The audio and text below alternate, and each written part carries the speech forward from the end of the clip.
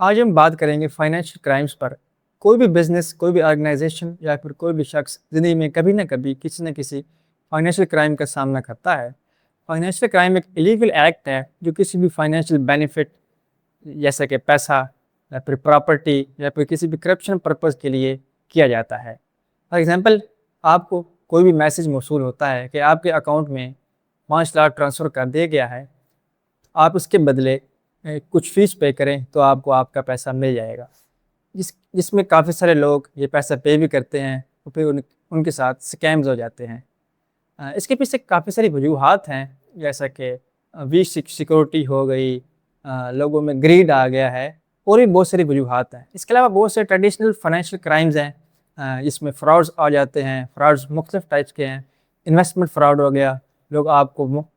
فالتو قسم کے انویسٹمنٹ آئیڈیاز شیئر کرتے ہیں، آپ کو اکساتے ہیں اور آپ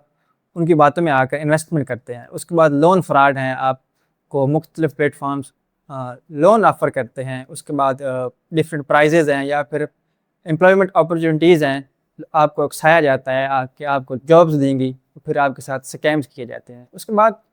آتی ہے ٹیکس ایویشن۔ پاکستان میں رہتے ہوئے ہمیں بہت سارے ٹیکسز پے کرنے پڑتے ہیں، لیکن بہت سارے لوگ ایسے ہیں، بہت ساری کمپنیز ایسی ہیں جو ٹیکسز سے بچنے کے لیے اپنے جو پروفٹس ہیں ان کو کم شو کرتے ہیں، یا پھر اپنا جو فائنینشیل ریکارڈ ہے اس کو ہائڈ کرتے ہیں، جس کے بعد وہ اپنے ٹیکسیبل ایسیٹس کو ڈکلیئر کرنے میں فیل رہتے ہیں۔ اس کے بعد ایمبیزلمنٹ ایک ٹریڈیشنل فائنینشیل کرائم ہے۔ اس میں کوئی بھی شخص جو کسی بھی کمپنی میں کوئی اتھارٹی رکھتا ہے، فار ایگزامپل وہاں کا کوئی سی ای او ہے یا پھر وہاں کا جو اکاؤنٹنٹ ہے جو کمپنی کے ریکارڈس کو مینیج کرتا ہے، اگر وہ کمپنی کے سینسٹیو ڈیٹا کے ساتھ کوئی چھیڑ چھاڑ کرتا ہے تو اسے ہم ایمبیزلمنٹ کہتے ہیں۔ جیسے کہ ایک کمپنی کا اکاؤنٹنٹ ہے تو وہ کمپنی کے پیسے میں سے کچھ پیسے اپنے پرسنل اکاؤنٹ میں ٹرانسفر کرتا ہے اور کمپنی کو پتہ نہیں چلتا، تو یہ بھی ایک قسم کا فراڈ ہے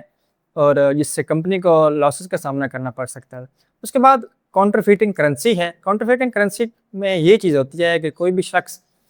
فیک بینک نوٹس یوز کرتا ہے، فیک کرنسی پرنٹ کرتا ہے، فیک کوائنز یوز کر کے مارکیٹ میں ڈفرینٹ چیزیں پرچیز کرتا ہے، جس کی وجہ سے لوگوں کا کرنسی پر جو ٹرسٹ ہے وہ کم ہوتا ہے۔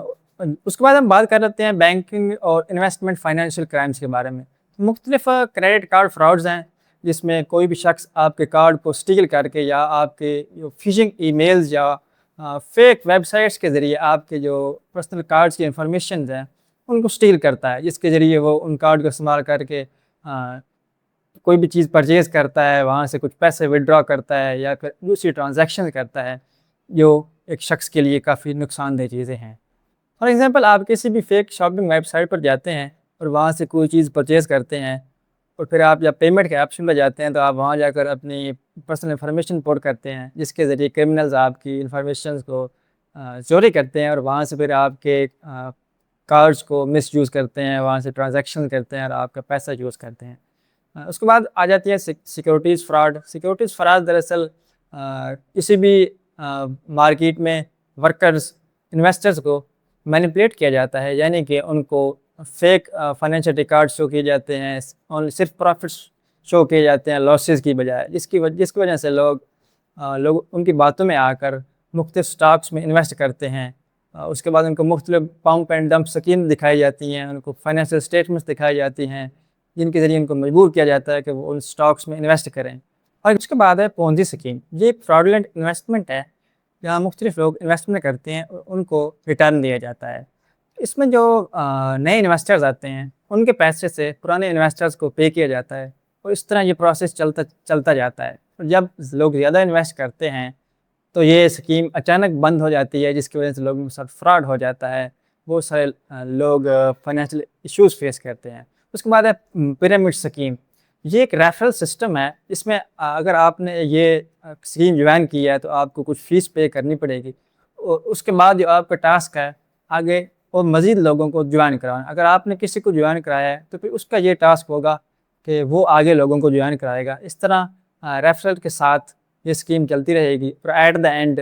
فیس کلیکٹ کر کے یہ بند ہو جائے گی۔ اس کے بعد ہے انشورنس فراڈ، یعنی کہ آپ کوئی بھی انشورنس کمپنی کو ریسیو کرتے ہیں، ان سے پیسے لینے کے لیے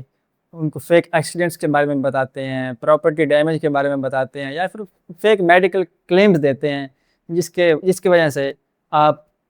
مختلف کمپنیز کے ساتھ فراڈ کر سکتے ہیں۔ اس کے بعد مارٹیج فراڈ ہے، یعنی کہ آپ نے کسی بھی کمپنی سے لون لینا ہے تو آپ ان کو فیک ڈیٹیلز پرووائڈ کرتے ہیں، آپ ان کو فیک امپلائمنٹ کے بارے میں بتاتے ہیں، ان کو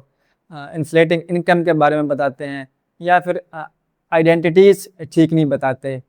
اس کے بعد ہے سائبر فائنینشیل کرائمز، جو مختلف کمپیوٹرز، مختلف اسمارٹ فونز یا پھر دوسری کمپیوٹرائز ٹیکنالوجیز کے ذریعے کیے جاتے ہیں، جن کا مقصد